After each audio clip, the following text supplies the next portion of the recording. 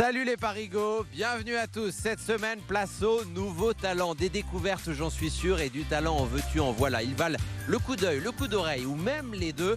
Vous allez le voir et l'entendre avec de la musique, de l'humour et de la littérature. Maxime Dubosc est un jeune Parisien qui a décidé de prendre de la hauteur lors de son passage au collège et au lycée et de noter, même distribuer des appréciations et critiques à ses professeurs. Il en a fait la synthèse dans un bouquin intitulé « Chers professeurs, aidez-nous à réussir ». Originaire de Clichy, Olympe Chabert est passée du violoncelle au chant lyrique, mais c'est dans un tout autre style qu'elle s'apprête à monter sur scène. Mais pour commencer, Jean-Baptiste Guégan n'a qu'à bien se tenir puisqu'il imite le taulier à la perfection. Je vous présente Enzo. Je dois vous l'avouer, je me cherche parfois dans les rayons de la Fnac. C'est fou parce que je n'ai pas changé finalement.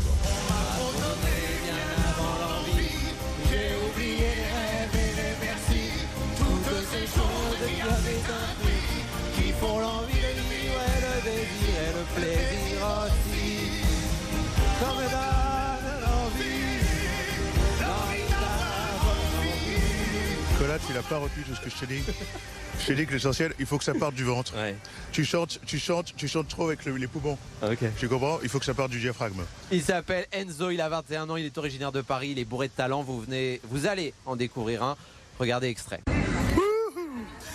Comment ça va les amis? C'est Johnny Hallyday. Écoutez, je suis à l'aéroport, je pars en Corse et mon avion a du retard.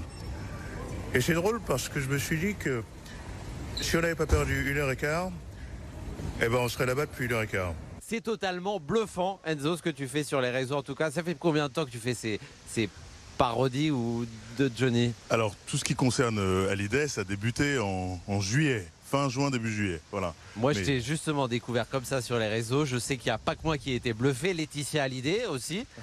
Oui, entre autres, enfin, beaucoup de gens qui m'ont... C'est venu comment? Parce qu'avant ça, du coup, on te disait pas, tiens, t'as le petit grain de voix qui est... Non, mais il s'avère que je fais des spectacles seul en scène depuis que j'ai 15 ans. Et j'ai toujours eu pour habitude de faire un peu des imitations de Johnny, mais fugaces comme ça. Et ça faisait rire l'assemblée, mais ça ne dépassait pas le cadre du spectacle. Mais comme le disait Cocteau, quand un mystère nous dépasse, il faut feindre d'en être l'organisateur. Tu ne le chantes pas? Si. Ah, si. J'en fais grâce. C'est-à-dire que je veux pas accabler mes proches et ceux que j'apprécie de ça. Et... Qui es-tu, Enzo? Donc tu as 21 ans, tu es originaire de Paris. Comment tu présentes ton parcours et qui tu es? Alors, je m'appelle Enzo Messinanou, j'ai 21 ans. Je suis un obsédé textuel.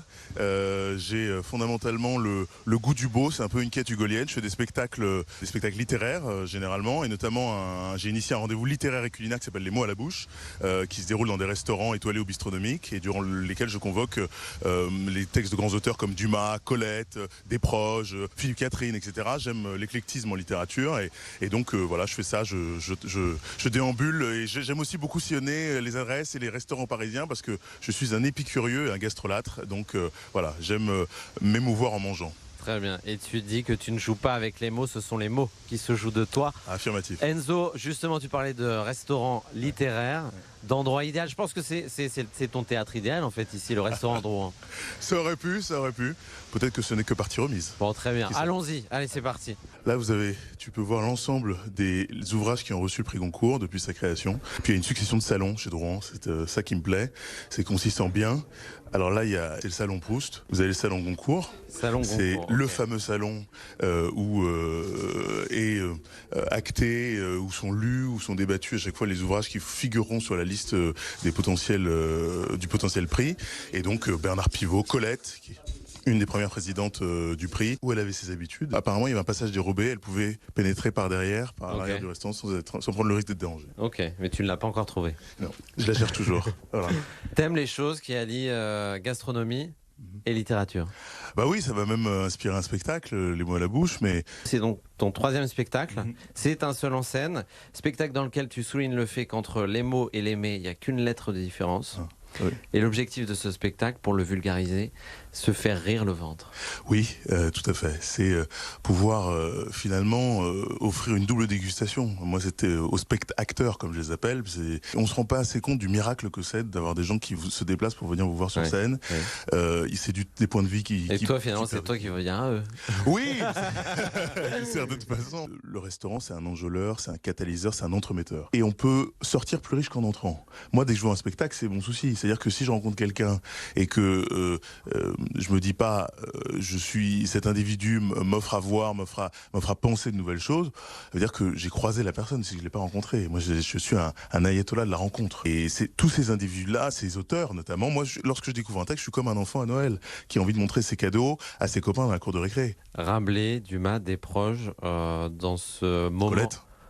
Colette, dans ce moment que tu dis sacré qu'est le repas. Comment ça se passe un spectacle, justement, une représentation de ton spectacle? T'es attablé? Moi, je suis pas attablé, je suis debout. Je déambule entre les spectateurs qui, eux, le sont. Et puis, il y a un dîner qui est fait sur mesure pour eux. Pourquoi cette envie de dîner-spectacle? Tout simplement parce que j'ai fait un constat tout bête, c'est que à la fin des représentations, les riches allaient manger dans les restaurants de riches et les plus nécessiteux allaient manger dans les Burger King au coin du boulevard. Et je me suis dit, mais moi qui aime tant me mettre à table, on va s'attabler collectivement. C'est un rendez-vous d'amour. C'est ça, tu donnes rendez-vous en fait. Ouais, c'est un vrai rendez-vous. Mais c'est un ballet aussi. C'est-à-dire qu'il faut que le service soit orchestré, il faut que la cuisine suive, il faut que ce soit coordonné au tempo du spectacle. Donc ça demande beaucoup de préparation. Tu seras au Crillon? Oui, en mars. Donc si on veut te voir, c'est mars Crillon. Voilà. C'est quoi le menu du coup? Je peux pas le divulgacher. Je te propose pas de déjeuner ici puisque tu préfères dîner. Oui. Mais on peut partir se balader. Oui. On a d'autres choses à voir. Avec plaisir. Palais Royal, Musée du Louvre, Comédie Française. Ça a été quoi les moments forts, les temps forts qui t'ont construit? T'as pas suivi de formation de comédien? Oui, tout à fait. Oui. À l'instar du fait qu'il y a des musiciens, j'espère, moi, et j'aspire surtout à devenir un musicien, et un artisan du verbe, et pouvoir servir les auteurs. Du verbe des autres.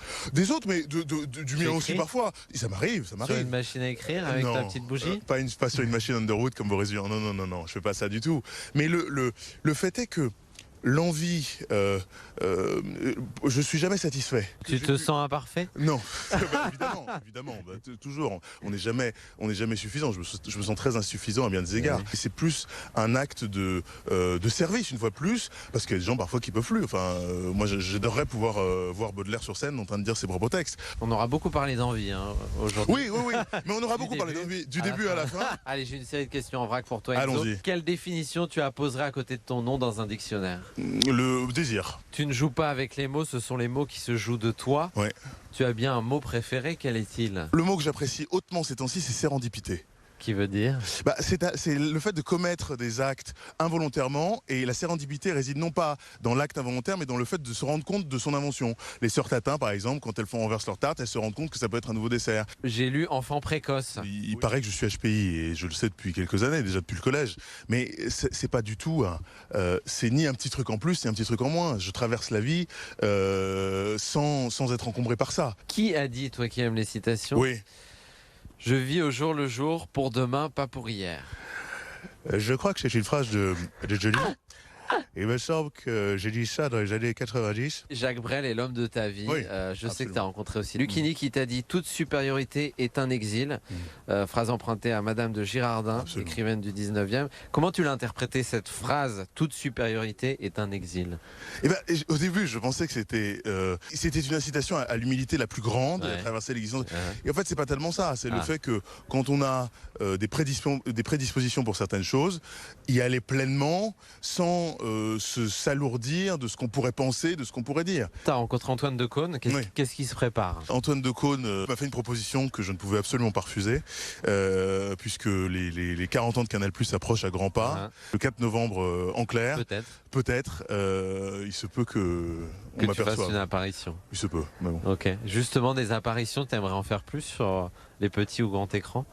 Oui, je pense que la propension au rêve, elle est décuplée quand on est justement dans une salle de cinéma. Et je pense que c'est l'envie la plus grande Quel Il a artiste envie. que ce soit. Si tu Toujours. pouvais claquer des doigts, du coup, tu ferais quel film avec qui? Avec Raphaël Persona. Ok. Raphaël Persona que j'ai rencontré il n'y a pas plus tard que... J'ai l'impression que tu connais le tout Paris. Hein. L'inverse n'est sûrement pas vrai. Ok, j'espère que tu as passé un bon moment. Un moment exquis, Cola. Comment aurais-je pu passer un moment autrement? Autrement. C'était suave, c'était langoureux. Paris, finalement, c'est Jules Renard qui disait ça. Paris, ajouter 2 lettres à Paris, ça devient le paradis. Alors je remercie BFM Paradis et je te remercie aussi, Cola. Merci à toi. Comment ça va les amis? C'est Johnny Hallyday. Écoutez, vous êtes vraiment un public formidable. Je voulais vous remercier du fond du cœur pour tout votre amour.